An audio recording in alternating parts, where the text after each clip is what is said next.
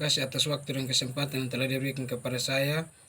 Di sini saya akan mempresentasikan proposal saya. Perkenalkan, nama saya Sefriando Roberto Wemau, NIM 1903040056, Prodi Ilmu Politik, Fakultas Ilmu Sosial dan Ilmu Politik. Baik, di sini saya akan menjelaskan tentang proposal dengan judul Peran Pemerintah terhadap Pembangunan Infrastruktur Jalan Desa Enlasi, Kecamatan Mulo Selatan, Kabupaten Timur Tengah Selatan. Bab 1, pendahuluan.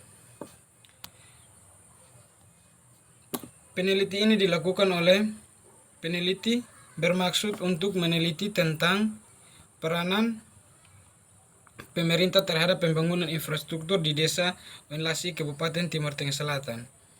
Pembangunan infrastruktur memegang peranan penting sebagai salah satu roda penggerak pembangunan dan pertumbuhan ekonomi.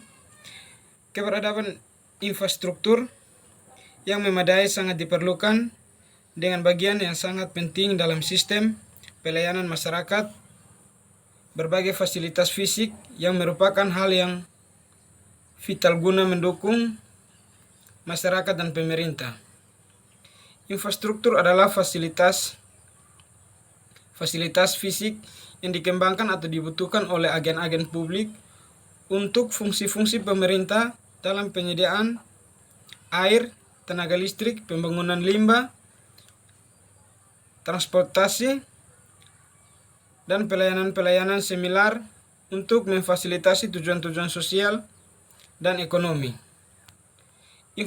Infrastruktur keras merupakan infrastruktur yang memiliki bentuk fisik nyata dan paling banyak berkaitan dengan kepentingan umum masyarakat, contohnya bandara, kereta api, pelabuhan, dermaga, saluran irigasi, got, bendungan, dan jalan raya, dan lain-lain.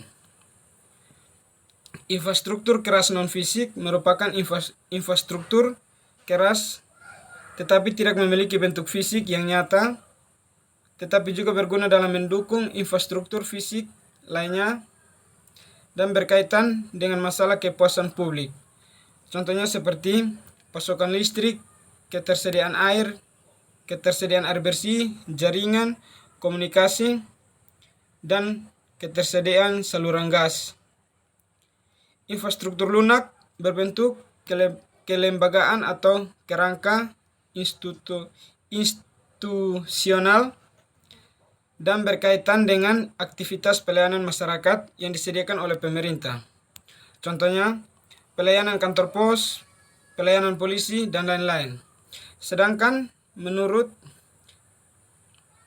infrastruktur merupakan komponen utama dalam mengembangkan kegiatan ekonomi dan meningkatkan efisiensi kegiatan ekonomi suatu negara. Infrastruktur juga dalam lapangan terbang, kawasan industri, alat-alat perhubungan seperti telepon, alat pengangkutan, dan fasilitas penyediaan air, listrik. Infrastruktur juga dalam suatu negara mempunyai peranan penting dalam mempengaruhi efisiensi dan biaya produksi perusahaan-perusahaan. Infrastruktur yang baik akan mengurangi biaya tetap dan berubah perusahaan-perusahaan oleh karena perkembangan infrastruktur menghemat biaya mendirikan pabrik-pabrik, lokasi industri yang disediakan pemerintah membuat perusahaan yang mendapat operasinya dengan harga yang lebih murah dan pembangunan pabrik juga dapat dilaksanakan dengan lebih efisien.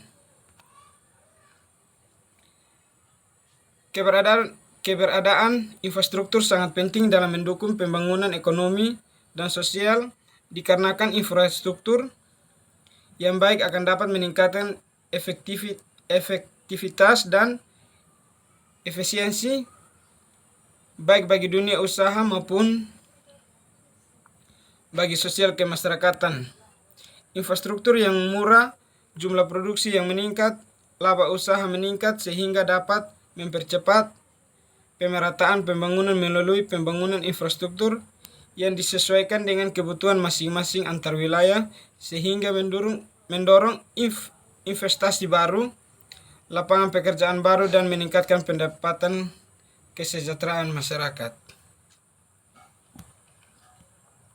Rumusan masalah berdasarkan latar belakang di atas membahas tentang peranan pemerintah terhadap pembangunan infrastruktur di desa Oenlasi, maka rumusan masalah yang diambil sebagai berikut. Bagaimana peranan pemerintah dalam melihat kurangnya pembangunan infrastruktur di desa Oenlasi, Kecamatan Molo Selatan, Kabupaten Timur Tengah Selatan.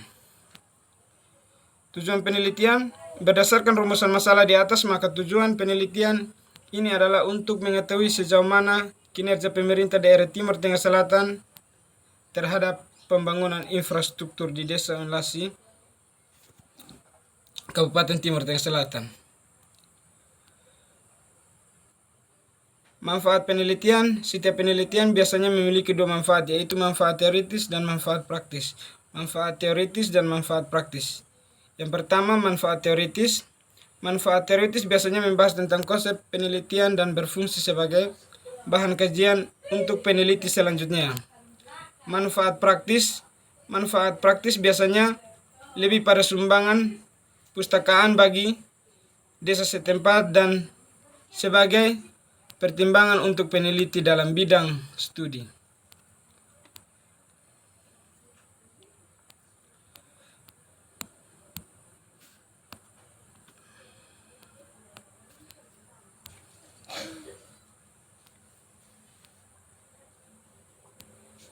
Terima kasih.